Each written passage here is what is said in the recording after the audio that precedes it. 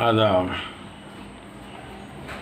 फिर कुछ नींद के बारे में। हामिला औरतों को अगर विटामिन बी और कैल्शियम से भरपूर मकदार वाली ग़िज़ा न मिले तो उसको भी बेख्वाबी का मामला होने लगता है।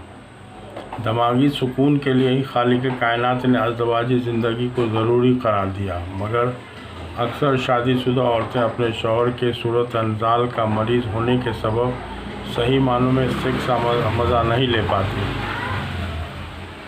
और इससे हम बता भी चुके हैं कि इसी की वजह से शादीशुदा औरतों को भी हिस्टीरिया हो जाता है। बहरहाल माहिरीन के मुताबिक जायज़ जिस्मानी ताल्लुक़ अपने बीवी के साथ दिमाग में एंडोर्फिन हार्मोन का रिसाव बढ़ा देता है, जिसके सबब दिमागी और जिस्मानी सुकून का एहसास होता है। नींद के दौरान ह्यूमन ग्रोथ हार्मोन की तैयारी होती है। ये हार्मोन अंदरूनी मरम्मत का भी काम करता है। गहरी नींद में चमड़े का मेटाबॉलिक रेट बढ़ जाता है, जिससे प्रोटीन की पैदावार बढ़ जाती है और खपत कम हो जाती है। चमड़े के नुकसान की भरपाई जिस्म नींद के दौरान इसी प्रोटीन के ज़रिए पूरा कर लेती है। इसलिए खूबसूरती बढ़ाने और उसको कायम रखने के लिए भी गहरी और पुरसुकून नींद की ज़रूरत है। कैंसर से लड़ने वाला factor tumour necrosis factor TNF भी नींद के दौरान हमारी रगों में एक्टिव होता है। एक रिसर्च से पता चला है कि जो लोग रात 3 बजे तक जागते हैं, अगले दिन उनके जिस्म में कैंसर से लड़ने वाला फैक्टर यानी TNF का लेवल 1/3 तक कम हो जाता है। इसलिए इन्फेक्शन के दौरान भरपूर नींद लेने से जल्दी फ़ायदा होता है। जो इम्यून सिस्टम कुछ ख़ास किस्म के प्रोटीन की तैयारी में इजाफा जिस्म के कुछ ऐसे फैक्टर को भड़का देता है जो इन्फेक्शन से लड़ते हैं। जागने के बाद इस फैक्टर में कमी आ जाती है। जो लोग रात में देर तक जागकर दिन में ज़्यादा देर तक सोते हैं, उनको वैसा मज़ा नहीं मिल सकता जो सवेरे सोते और सवेरे जागते हैं। इसलिए अंग्रेज़ी का कहावत बहुत मशहूर हो गया, early to bed and early to rise makes a man healthy wealthy and wise.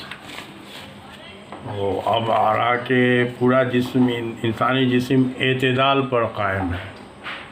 मतलब एतदाल पर कभी कुछ बोल चुके हैं कि बलगम भी खून में होना ज़रूरी है, लेकिन हद के अंदर। अगर हद से ज़्यादा होगा तो वही बलगम बहुत सारा बीमारी जैसे सफ़ेद दाग, लिकुरिया, गठिया, तो इस तरह का बहुत सारी बीमारी का कारण बनेगा। शेखुर रईस अबू अली सीना के मुताबिक ज़्यादा नींद सोते हुए मर्दों को जगा देता है। कैलूला भी 15 से 20 मिनट का होता है।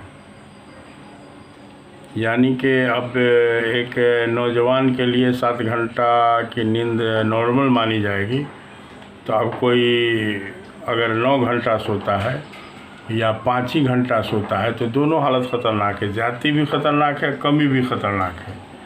मतलब ज़िंदगी एक बैलेंस तरीका है। इसीलिए अल्लाह ने इशा के बाद सोने का अगर हुक्म दिया तो फिर फजर में जागने के लिए भी कहा है। अज़ान के फजर की अज़ान हो, जागिए, नमाज़ पढ़ने जाइए। और ये तरीक़ा इसी तरीक़ा से लगता है कि फ़ौज सब में लोगों ने इसी को नकल किया। इसलिए फ़ौज में तो अज़ान से पहले समझ लीजिए सुबह सादिक़े के वक्त जो है, लोग बताते हैं कि इतना हेवी घंटा बजाया जाता है कि आप चाह के भी सो नहीं सकिएगा, अब आपको उठना है। और आप ही को नहीं, छोटा से लेके बड़ा जितना भी फ़ौजी अफसर से लेके जितना भी सिपाही है, सबको एक रूल को फॉलो करना पड़ता है। तो बहरहाल इसलिए देखिएगा कि फ़ौज से रिटायर होने वाला भी हम आपसे ज़्यादा तंदुरुस्त नज़र आता है। हमारे कॉलेज में भी यहाँ पर कुछ लोग फ़ौज के रिटायर वाले लोग हैं, माशाल्लाह उनका हेल्थ देख के आपको रश का आवेगा।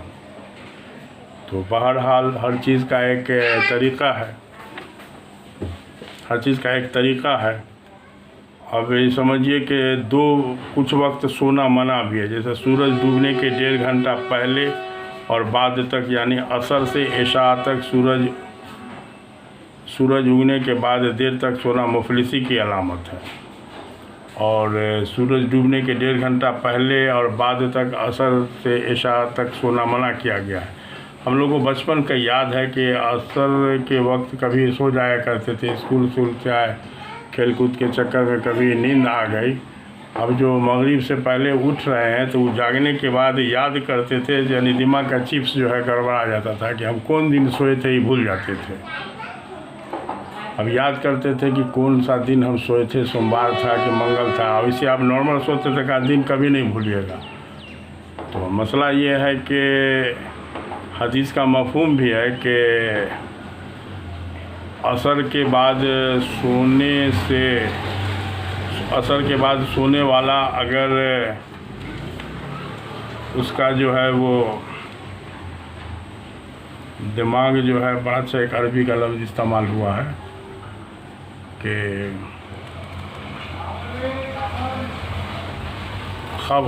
दिमाग में खब्तुल हवासी वाली टाइप कुछ आ जाती है, तो उसके लिए ख़ुद वो अपने आप को उसको कोसना चाहिए जो असर के बाद सोता है। यानी कि मुख्तसर इसका सारांश ये हुआ कि असर के बाद सोना मना किया गया है। ये बात रियल में बहुत मशहूर है। मरीज़ को भी लोग उस वक्त सोने नहीं देते हैं। देहात में भी लोग मना करते हैं इस वक्त न सोइए, बीमारी जो है बढ़ जाएगा।